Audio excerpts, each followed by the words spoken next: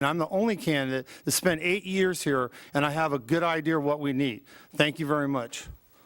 Thank you. Our next candidate is Jamison Lingle. Thank you. I want to end tonight by repeating myself that to me, this election cycle, from the measures to who we elect for county supervisor to who we elect for city council, will have a dramatic effect on the amount of development we have in the city of Camarillo in the very near future. We have to be careful to only approve smart growth, and it's really difficult to have smart growth when there's so much uncertainty regarding the future of our water security and our traffic congestion. I think it's important that we see a clear contrast between the candidates that spoke today. I think we need to question the sincerity of their positions on SOAR and development. One of the candidates up here claimed to support SOAR very recently, even though they're on the record listing all the reasons they don't support SOAR. Another candidate recently decided to support SOAR, yet they've raised thousands of dollars from developers that are building in San Fernando Valley and Ventura County. I am the only candidate who's been actively involved in the SOAR effort, so I'm asking you to vote yes on Measure C, yes on Measure J, no on Measure F, and yes on Jamison Lingle for Camarillo City Council, and let's save Conejo Creek together. Thank you. Our next candidate is Kevin Kildee. Yes, it's been an honor and a privilege to serve you, the residents of the city of Camarillo. I've been in a unique place here. I have known every council member that has ever served in the city of Camarillo, and they've all served with distinction, and that also is very factual of our current city council here. I have an open door policy. I'm a problem solver. I encourage people to call me or come into my store and talk about current city issues, which they do. I keep logs on that. I work for you.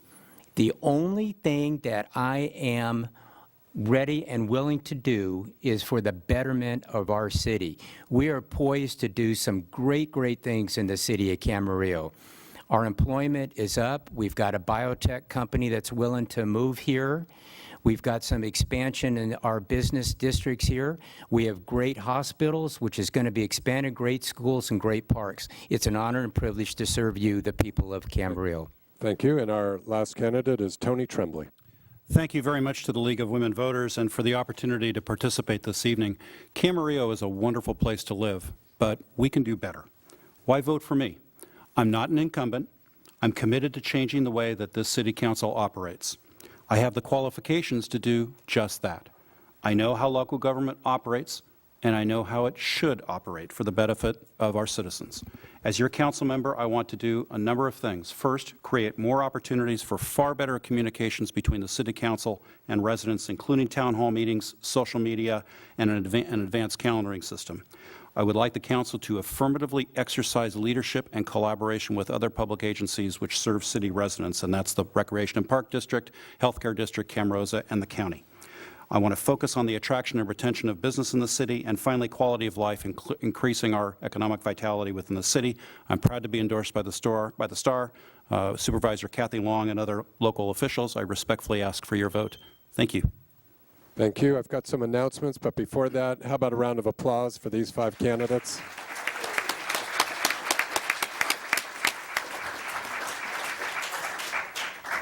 At the League, we see this type of forum as part of our mission to provide community information about candidates, and to put on something like this takes a host of volunteers. I'd like to recognize Carol Lindberg, Pat Butler, Helen Lamont, Pam Peckerich, and Suzanne Harvey up here at the table.